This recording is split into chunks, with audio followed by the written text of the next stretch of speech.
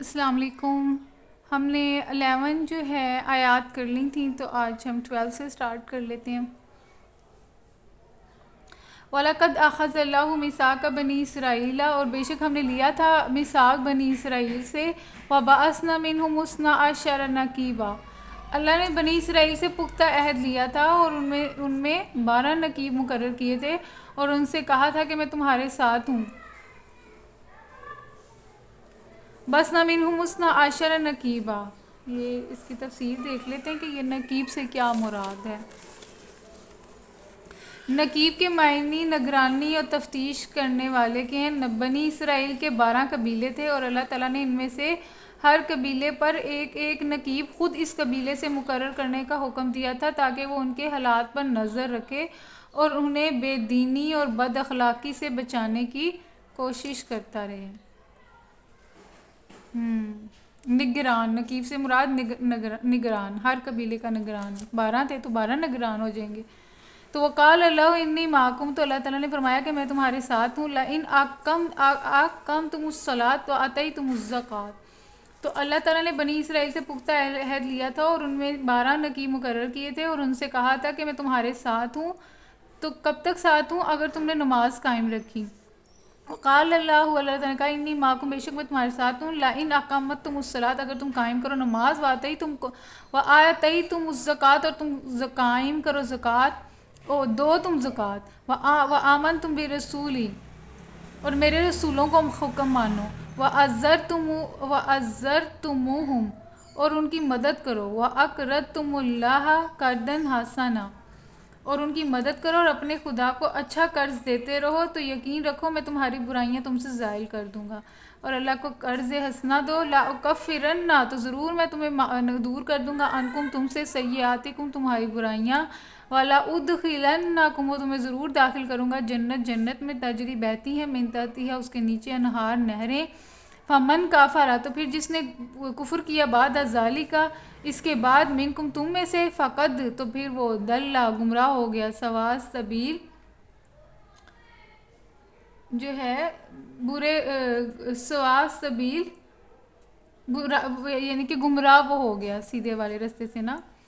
تو اس کی یہ ٹرانسلیشن بھی پڑھ لیتے ہیں۔ تو اللہ تعالیٰ نے بنی اسرائیل سے پختہ عہد لیا تھا اور ان میں 12 نقیب مقرر کیے تھے، اور ان سے کہا تھا کہ میں تمہارے ساتھ ہوں اگر تم نے نماز قائم رکھی اور زکوٰۃ دی۔ اس سے پتہ لگتا ہے کہ بنی اسرائیل میں بھی نمازیں تھیں اور وہ زکوٰۃ کا بھی تھا حکم، اور میرے رسولوں کو مانا اور ان کی مدد بھی کی، اور اپنے خدا کو اچھا قرض دیتے رہے، تو یقین رکھو میں تمہاری برائیاں تم سے زائل کر دوں گا، یعنی کہ اللہ تعالیٰ ان کے گناہ معاف کر دیں گے، اور تم کو ایسے باغوں میں داخل کروں گا جس کے نیچے نہریں بہتی ہوں گی۔ تو یہ اللہ تعالیٰ کا وعدہ تھا کہ اگر وہ نماز قائم کرتے، زکوٰۃ دیتے، رسولوں کو مانتے، اور اللہ ان کی مدد بھی کرتے ان کی دعوت و تبلیغ میں، اور اللہ تعالیٰ کو اچھا قرض بھی دیتے، تو یعنی کہ اللہ تعالیٰ کو اچھا قرض دیتے رہے، تو یقین رکھو کہ میں تو، اللہ تعالیٰ کہہ رہے ہیں کہ تو میں ان کے گناہ معاف کر دیتا ہوں، ان کو جنت میں داخل کرتا ہوں۔ مگر اس کے بعد جس نے تم سے کفر کی روش اختیار کی، تو در حقیقت اس نے سواء السبیل گم کر دی۔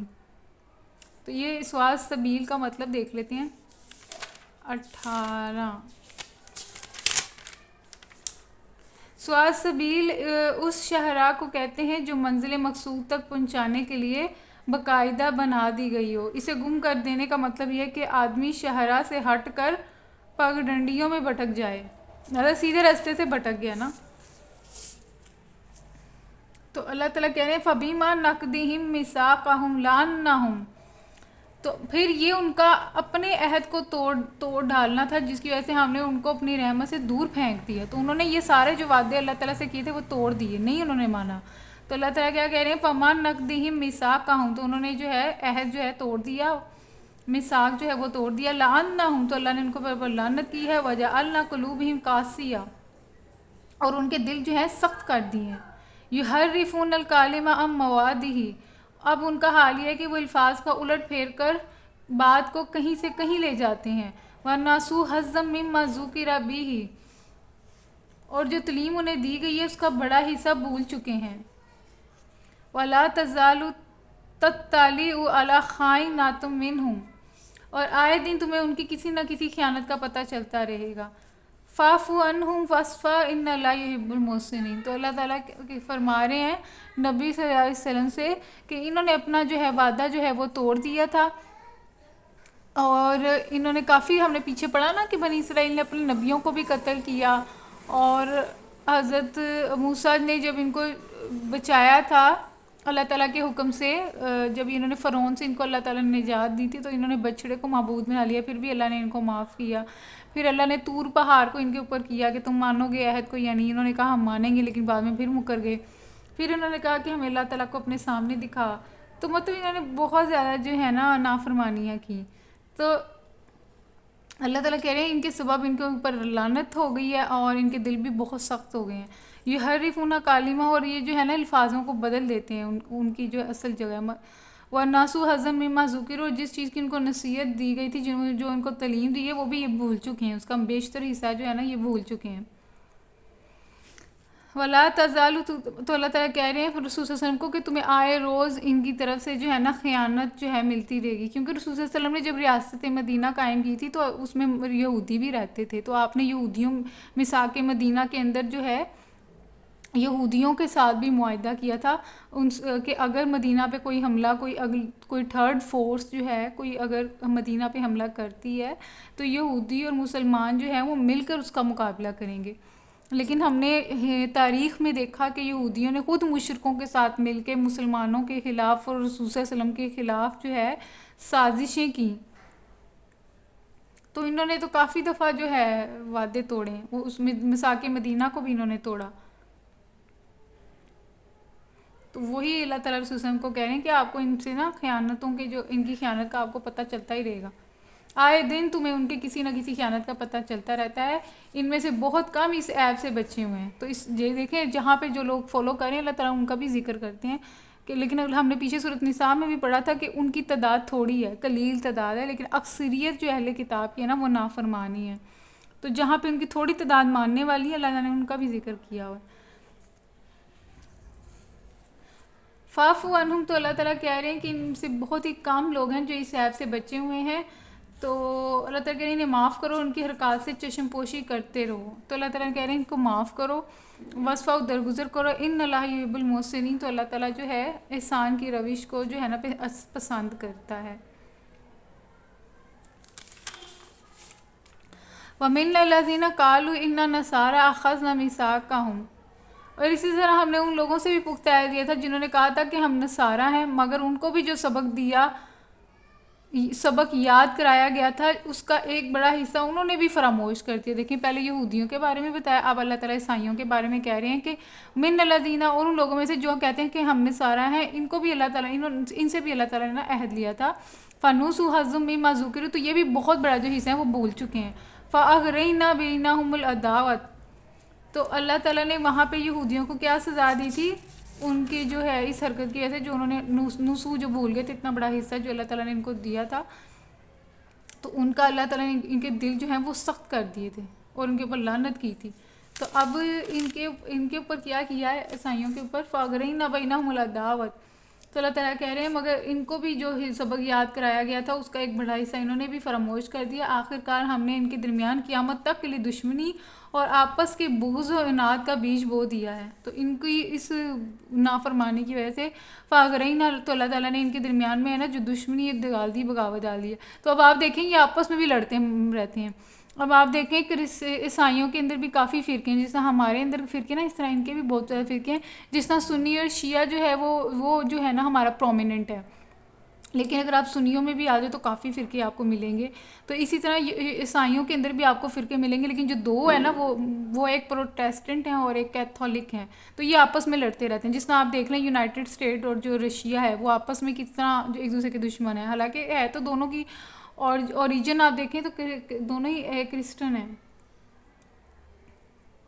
تو اللہ تعالیٰ کہہ رہے ہیں کہ ایک بڑا حصہ انہوں نے فراموش کر دی. تو آخر کار ہم نے ان کے درمیان قیامت تک کے لیے دشمنی اور آپس کے بغض و عناد کا بیج بو دیا ہے، اور ضرور ایک وقت آئے گا جب اللہ انہیں بتائے گا کہ وہ دنیا میں کیا بتاتے رہے ہیں. تو یہ اللہ تعالیٰ نے قیامت تک کے لیے نا ان کے درمیان میں بھی بغض اور نفرت ڈال دی ہے. وسوف ینبئہم اللہ، تو اللہ تعالیٰ کہہ رہے ہیں کہ ضرور ان کو ہم بتائیں گے بما کانوا یصنعون، جو بھی عمل کرتے رہے ہیں. یا اہل الکتاب قد جاءکم رسولنا یبین لکم کثیرا مما کنتم تخفون.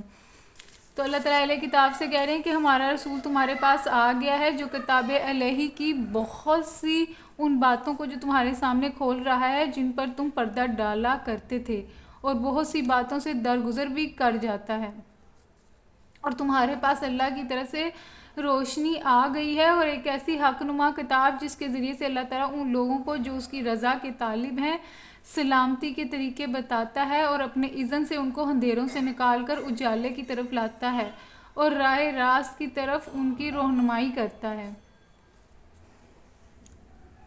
تو یہ اللہ تعالیٰ کیا فرما رہے ہیں، 19 کا دیکھ لیتے ہیں.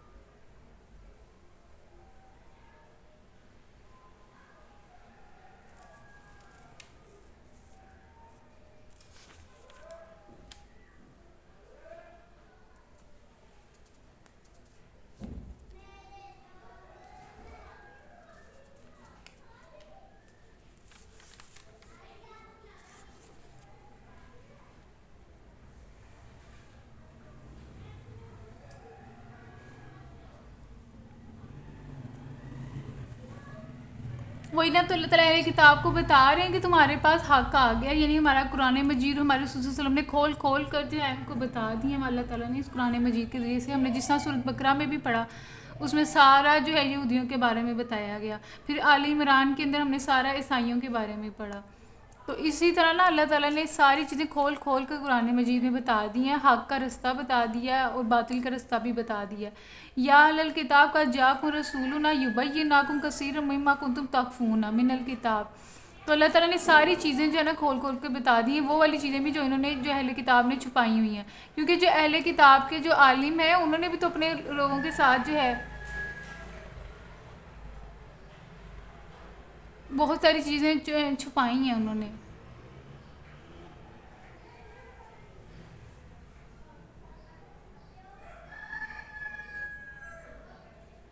تو اللہ تعالیٰ فرمانے کا جاءکم من اللہ نور و کتاب مبین. تو اللہ تعالیٰ کی طرف سے جو ہے نا نور، یہ نور آ چکا ہے اور کتاب آ چکی ہے. یہدی بہ، تو اللہ تعالیٰ اس کے ذریعے سے ہدایت دیتا ہے. کس کو ہدایت دیتا ہے؟